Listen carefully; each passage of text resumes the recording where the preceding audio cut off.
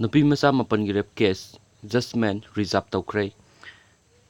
tuition oja amana chahi nauribi mahaki satri mapanbu tongan ba matamda kihanduna ijat manghankhi haiba thaudok sing mari lainana special judge prokso Imphal West ki court ta chatharakpa case amagi ngasi final hearing chathabaga loinana court na tha asigi mari fawba judgment reserve tawduna thamkre case asigi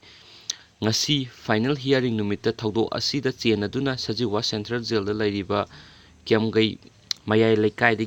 waikhom abung ton sei kuntra apokpa tumbi ngasi court asida masa puthorakhe rape case mapan mari lainana ayona abung ton gi mathakta tongan ba charge sheet thangatpaga loinana lising ani ga taruk ki anganba saruktagi amatta oina case asi punchilaga trial chathaba horakhibane ngasi final hearing the special pp na mahakki argument the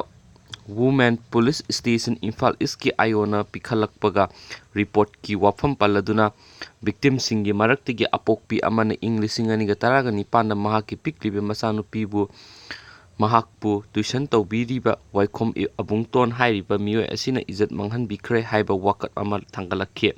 complaint adugi matung ina abungton police na fakibani makhatana atopa victim nipan amagi mamasingnasu makhoigi piklibi masanupi singbu abungton ijat manghanbikre haina complaint tawrakhibani